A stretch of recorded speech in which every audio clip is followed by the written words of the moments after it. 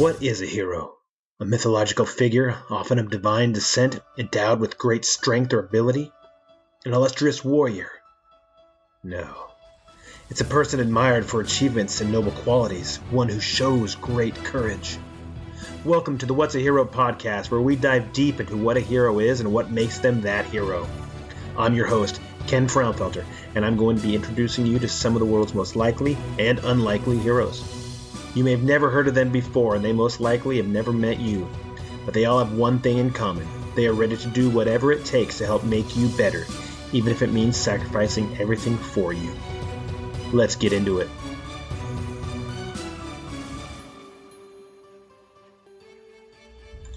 This is episode 94 of the What's a Hero podcast with me, Ken Frownfelter. A small bird will drop frozen, dead from a bough, without ever having felt sorry for itself. This is a quote from a poem that I've actually read before on here on the podcast. It was written by D.H. Lawrence. And there's an author by the name of Kenneth Chung who actually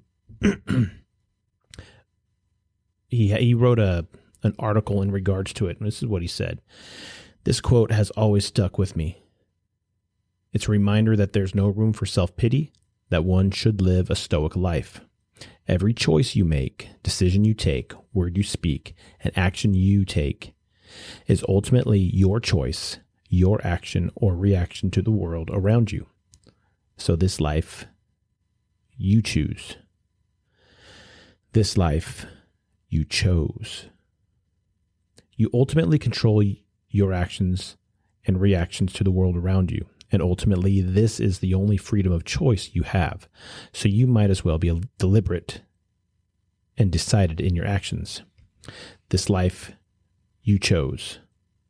So you really don't have anyone else to blame, and you really don't have anyone else to rely on. So be Spartan and take responsibility for your actions and decisions. Be deliberate. And I agree with this guy 100%. All too often, we go through life wanting to get somebody else to take responsibility for the things that we've done, for the things that we chose to do, how we're feeling, how we're doing, whatever it is we're doing. Now, when we go and make a decision, it doesn't turn out the way we wanted it to, and now we're having to live with those consequences. We feel sorry for ourselves. Oh, poor me. You chose that. Now, I understand there are instances where something happens to us. Somebody else does things to us. I agree with that. That does happen. However, one, we may have gotten into the relationship with that person that we shouldn't have. But there are times when it just happens. You're driving down the road, somebody fails to run a stop sign or fails to stop at a stop sign, crashes into your car. Happens. Absolutely. Do you feel sorry for yourself, or do you push forward? Say, well, this is a hand that I was dealt. Let's play this hand. That being said, if I'm sitting there trying to deal with this issue where somebody is coming against me or in my way or causing some kind of problem in my life, I have options. I can avoid the situation. I can leave the situation. I don't have to surround myself with those people. The trick is to surround yourself with good people that want to see you succeed. The trick is to find people and be around like-minded people who want to see you succeed. They want to see you grow and are willing to help you do that. But they also expect that you be there for them. Now, they're not going to ask you. They're not going to... they might ask you, but they're not going to just expect you to always do things for them. But they're going to jump in and help you when you need it. So you should be jumping in and helping them when they need it. When we go through life and we sit there and think about, poor me, oh man, how could this happen to me? We do nothing. We're attributing nothing to a situation. We're not even getting out of that situation. All we're doing is dealing with the, oh, poor me. What do I do? How do I get out of this? And we're not even thinking about that. We're just thinking about, this sucks. I don't like it. It's like being injured. You could sit there and be injured and say, man, I wish this would just go away. This thing would just heal up. Well, you might need to go see a doctor. You might need to go see somebody, a specialist, to fix the injury. I remember I tore my ACL one time, and it just bothered me. And I chose to go to the doctor, have them look at it. Sure enough, it was torn, and surgery was the answer. But if I just sat there and I dealt with this thing, I can't run on it, I can't walk on it, it swells up all the time, it hurts all the time.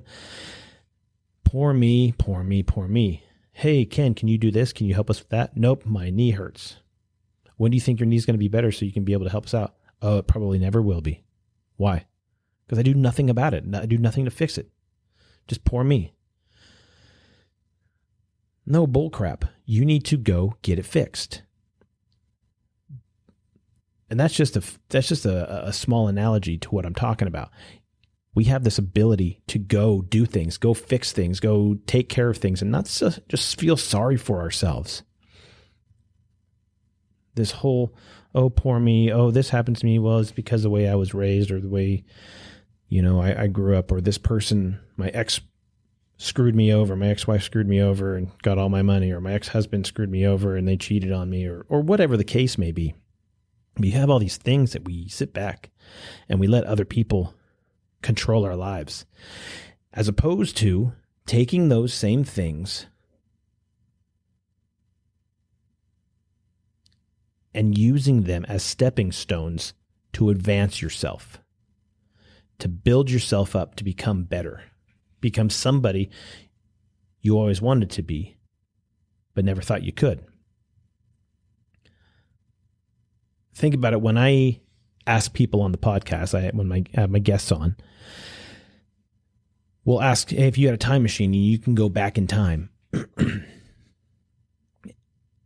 and you can meet your younger self, the person who they are now, their 50, 60-year-old person, 40-year-old person they are now. And they can meet that 7, 8, 9-year-old person that they once were. Would that little kid say, that's who I want to be when I grow up? And a lot of them say, wow, I've never heard that question or thought about that question. I didn't even consider it. Well, okay. But now that the question's been posed, can you do that? If you are sitting and wallowing in your self-pity and you're saying, poor me, I guarantee that little 7 and 8-year-old does not want to grow up to be that person. That little kid who you once were is not saying, I want to do that. I want to wallow in self-pity. I want to feel bad about myself. I want to think about myself in a way that other people don't. Poor me. Are you expecting to get some kind of something from these people? Oh, poor so-and-so. Let me come along and make you feel better. Do people do that? No. And if they do, it's short-lived, and they don't want to be around that because it's not conducive to their growth either. And they have an innate feeling, every one of us does, of progressing and being better and doing more. But our problem is we're lazy. And you couple lazy with self-pity, nothing gets accomplished. So you have to put the lazy aside. You have to put the self-pity aside. Poor me. Yeah, you may have gotten dumped or had divorce papers dropped in your lap, or you may have lost a relationship, or you may have lost a job, or you may have not gotten the promotion that you wanted, or you may have a million other things that may have happened. But I'll tell you what, you don't have to hold on to that. You didn't get it. Don't hold on to the didn't get it. Start reaching for the things that you can grasp. Start reaching for the things that you want to go get. What are the goals that you have? What have you looked for? What do you want to do? No, I guess also, what do you want to be? But I'm not talking about, I don't care what job you have. I don't care if you are the lowliest ditch digger or the highest paid CEO of the richest company in the world. I don't care who you are. You have dreams. You have desires to go do something and be better with yourself. And if you have all that money or whatever, start working on how do you invest that in other people and serving other people. But if you are content in that position that you're in, whatever it is you're doing, then be content in it and know that you are doing what's right and you're able to and then work towards serving other people. But if you're sitting there, poor me, get away from yourself because you're just dragging yourself down. Go and start serving other people. Start working towards building other people up. And that self-pity, that self-loathing, that self-deprecation will no longer have a foothold on you.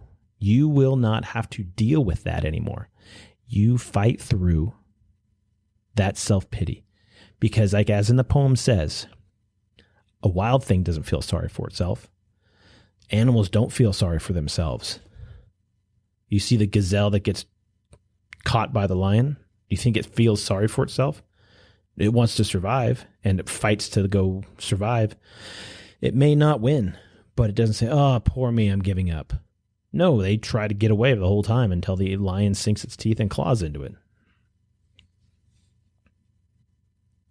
But they don't feel sorry for themselves. Animals don't feel sorry for themselves. I remember a scene in, I think it was the second Creed movie. The baby was born with deaf. And Creed was feeling all sad for it. And Rocky said, hey, she doesn't feel sorry for herself. Why should you? Because the baby didn't know any better. Perhaps our problem is we know too much sometimes.